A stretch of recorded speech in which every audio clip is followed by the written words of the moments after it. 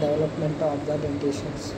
Functional disturbances of the masticatory system may have their beginning during the development of occlusion, a time when the substrate for tongue and swallowing, a time when the substrate for the tongue and swallowing habits, chewing patterns, teeth clenching, and bruxism may be established. It is also the time when occlusal discontinuity, occlusal interferences to function, and occlusal instability often develop. That is during the development of occlusion, right? During which you can see the occlusal discontinuity, occlusal interferences, occlusal instability. The development of malocclusion is a reflection of disturbances in the normal processes of occlusal development. Therefore, some knowledge of the process of occlusal development is necessary for the practice of dentistry. Primary dentition. Let's talk about the first, primary dentition. Any consideration of the development of occlusions should begin with the primary dentition. Any consideration of the development of the occlusions should begin with the primary dentition. It is during this period in the development of orofacial complex that oral motor behavior reflects learning related to the advent of the teeth.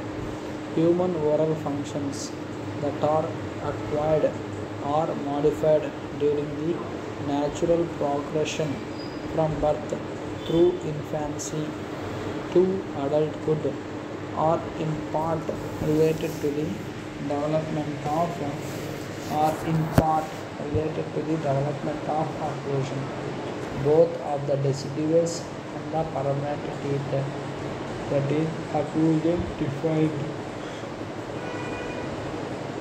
in its broadest sense.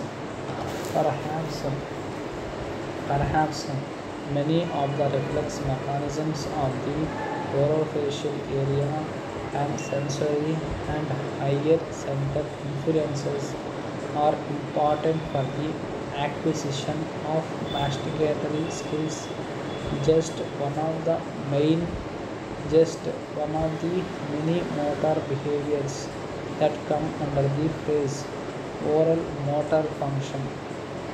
Perhaps many of the reflex mechanisms of the orofacial area and sensory and higher center influences are important for the acquisition of masticatory skills. Just one of the many motor behaviors that come under the phrase oral motor function. Thus, of particular importance is the novel sensory apparatus of the teeth that makes their appearance with the primary or deciduous teeth at an important time in the maturation of the nervous system and its interface with the environment. The development of the muscle matrix and the active growth of the facial skeleton occurs at a strategic time for the maturation of the nervous system and the development of oral motor functions involving the teeth and chewing. It is also at this time that jaw positions and posturing of the mandible in relationship to the teeth take place. The development of the muscle matrix and the active growth of facial skeleton occur at a strategic time for the maturation of the nervous system and the development of the oral motor functions. Oral motor functions includes this reflex mechanism of the orofacial area and sensory function and so on. Sensory and higher central influences so on comes under oral motor functions. Oral motor functions involving the teeth and chewing.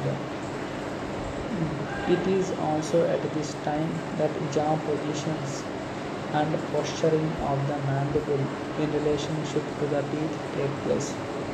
Now have a overview of the primary occlusion.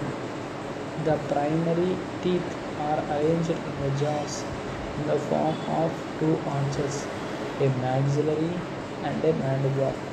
An outline following the labial and buccal surfaces of the maxillary teeth describes the segment of an ellipse and is larger than the segment following the same surfaces on the mandibular teeth. You can see the figure 61.2a, right, for this statement. The relation between the maxillary and mandibular primary teeth when in occlusion is such that each tooth, with the exception of mandibular central incisor and the maxillary second molar, occludes with two teeth of the opposing jaw, except the maxillary central incisor and maxillary second molar. The teeth in primary dentition occludes with two opposing teeth.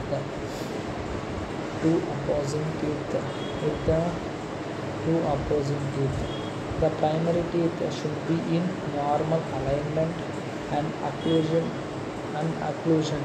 shortly after the age of 2. Shortly after the age of 2, occlusion shortly after the age of 2, with all the roots fully formed by the time the child is 3 years old.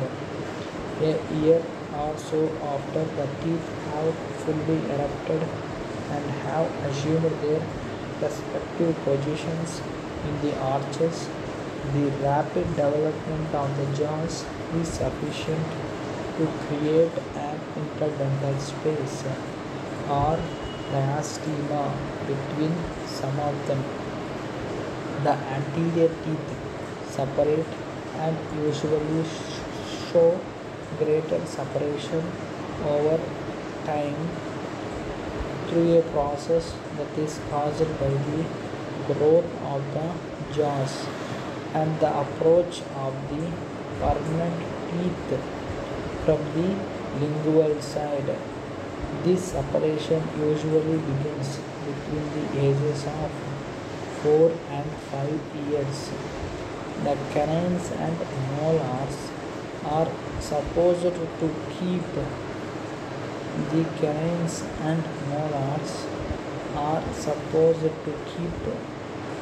their position, their positive contact. The canines and molars are supposed to keep their positive contact relation during all the jaw growth. Important point: during all the jaw growth, the canine and the molar maintain their positive contact relation. However, some shifting and separation are seen quite often because the teeth do not hold their relative positions for long. They are worn off rapidly on incisor ridges and occlusion surfaces. As an example, when a primary canine is lost 8 years or more after its eruption, its long, sharp cusp has in most instances been worn down.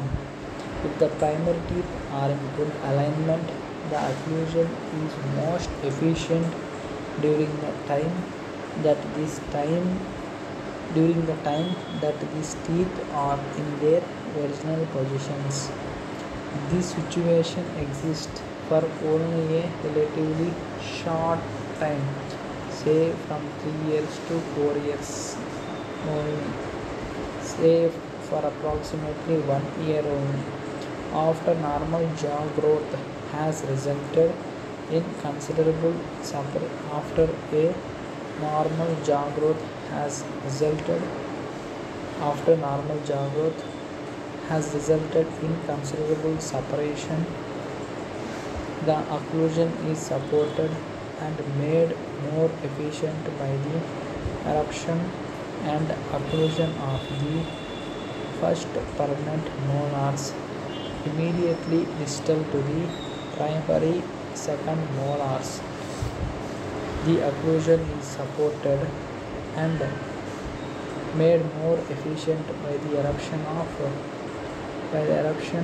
and occlusion of the first permanent molars immediately distal to the primary second molars. The child is now approximately 6 years of age and will